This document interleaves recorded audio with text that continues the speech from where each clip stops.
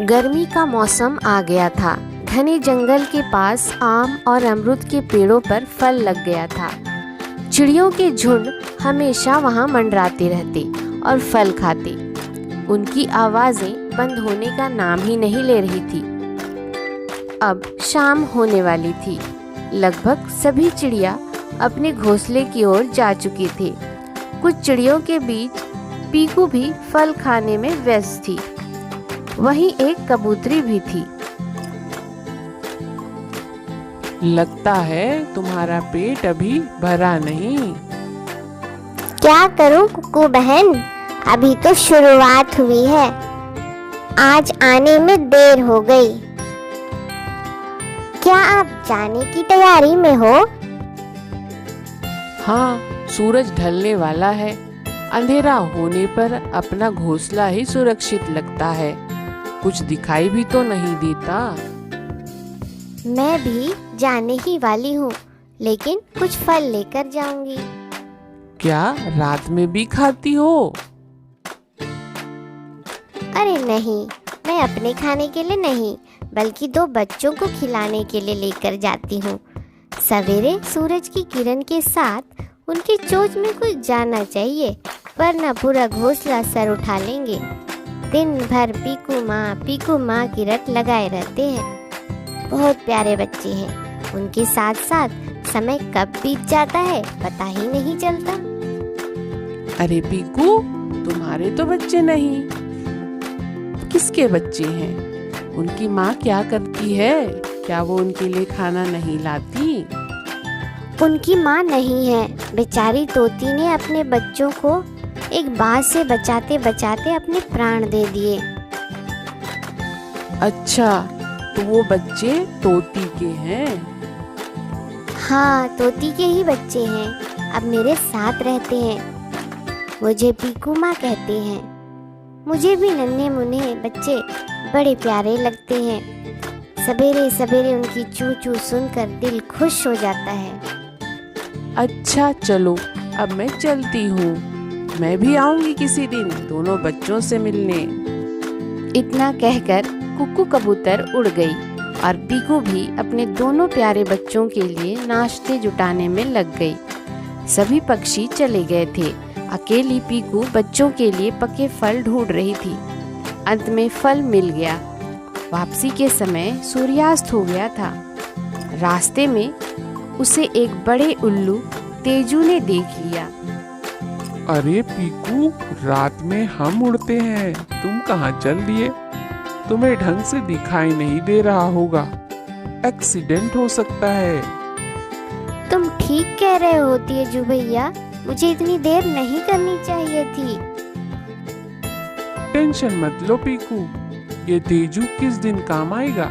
चलो, मैं तुम्हें रास्ता दिखाता हूँ।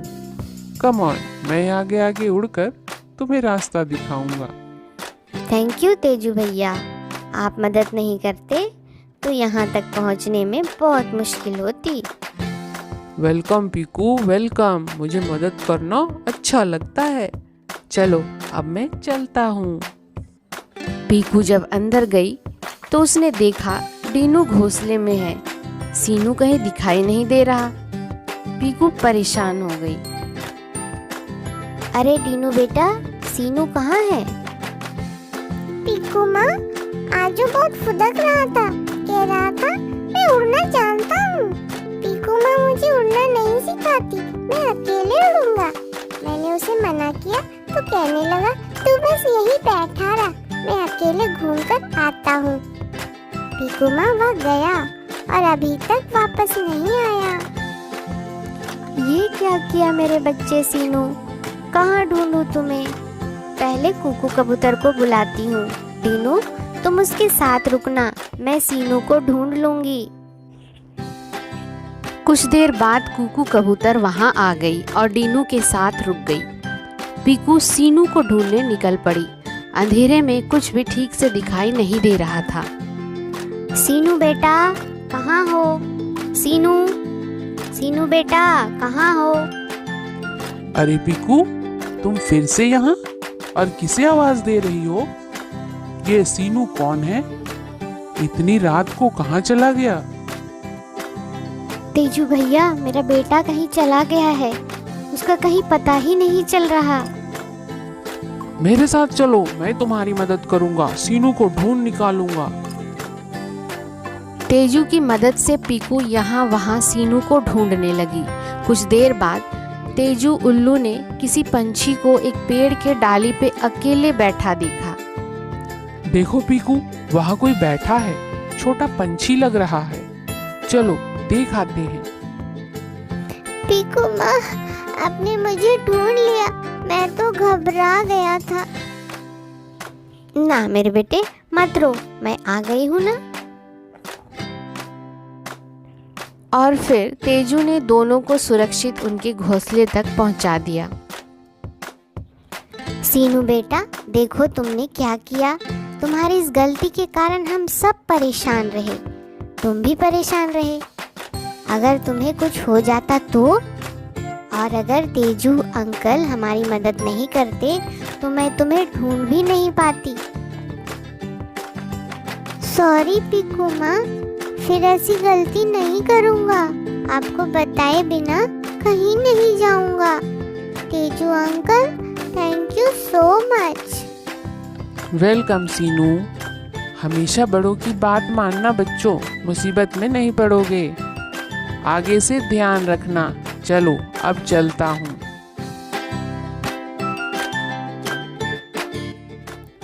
एक बार जंगल में भयानक तूफान, बारिश और ओले ने ऐसी तबाही मचाई कि सारे पेड़ नष्ट हो गए।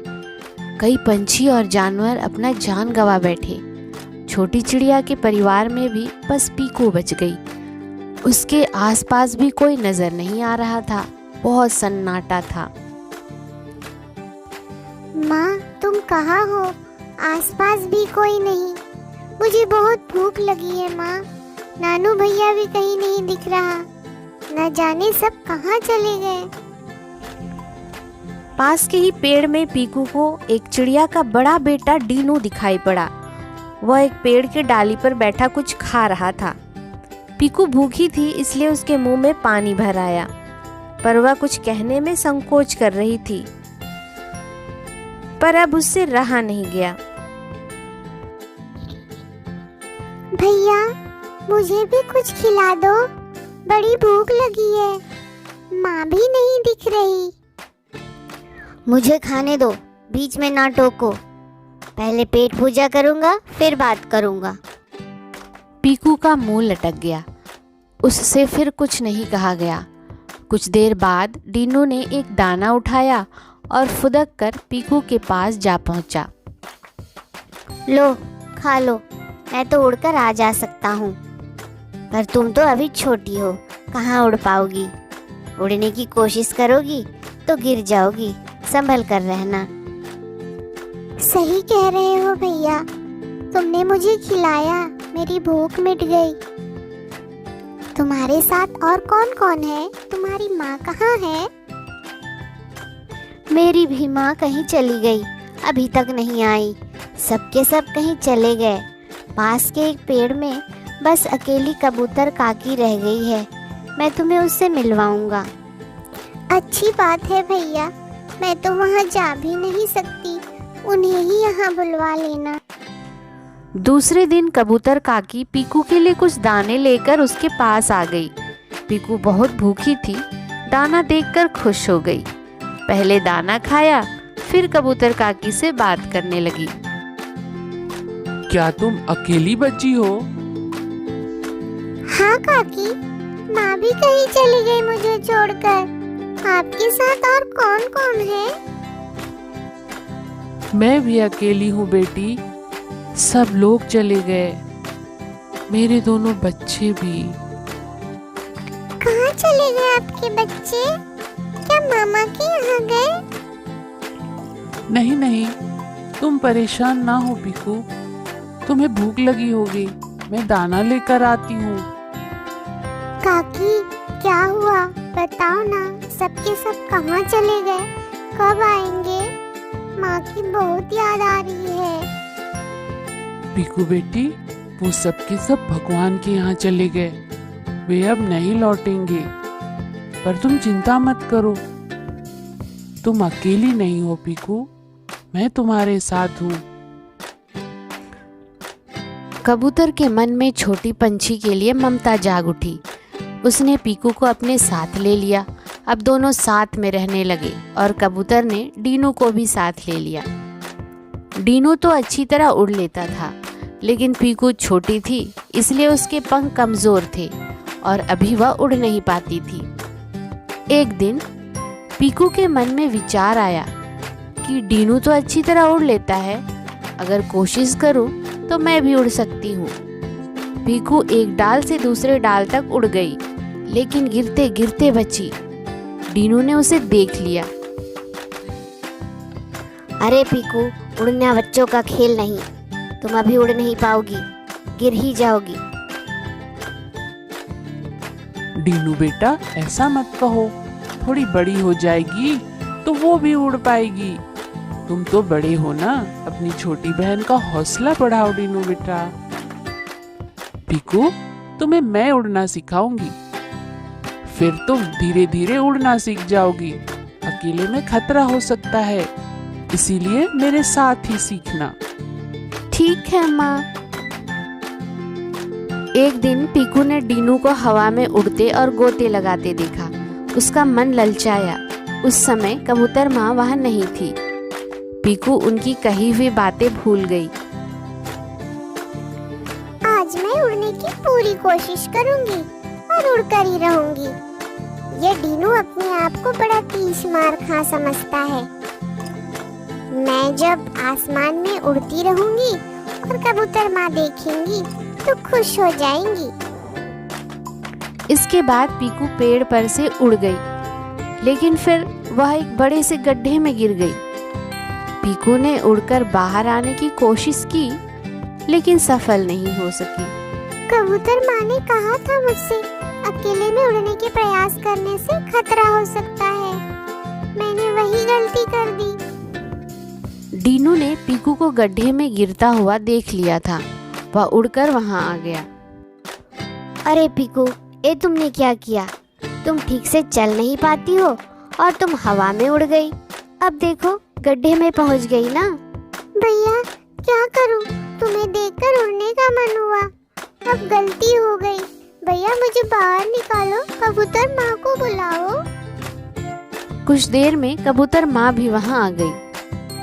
मेरी बच्ची, ये तुमने क्या कर दिया? मेरी बात ना मानकर खुद को गड्ढे में गिरा दिया। गलती हो गई कबूतर माँ, अब क्या करूं? मुझे आपकी बात मान लेनी चाहिए थी। मुझे बाहर निकालो माँ। चिंता मत करो मेरी बच्ची, अभी कुछ इंतजाम करती हूँ। अरे डीनू, जा बेटा, एक मजबूत पतली लकड़ी लेकर आ। डीनू झट से एक मजबूत पतली लकड़ी ले आता है। डीनू बेटा, इस लकड़ी का एक सिरा तुम पकड़ो और एक सिरा मैं पकड़ती हूँ। पीकू, बीच में तुम अपनी चोंच से लकड़ी पकड़कर लटक जाओ, छोड़ना नहीं, वरना गिर जाओगी। पकड़ी रहोगी तो सुरक्षित बाहर आओगी। और इस तरह कबूतर माँ और डीनू ने पीकू को बाहर निकाल लिया। पीकू, अब मैं तुम्हें उड़ना सिखाऊंगी। मैदान में सुरक्षित जगह देखकर मेरी निगरानी में ही तुम उड़ोगी। अब हर दिन कबूतर माँ पीकू को उड़ना सिखाती और वो दिन आ ही गया जब पीकू खुली आसमान में उड़ान भरने लगी। कबूतर माँ बहुत खुश थी और डीनू भी अब पीकू की तारीफ करता ना थकता।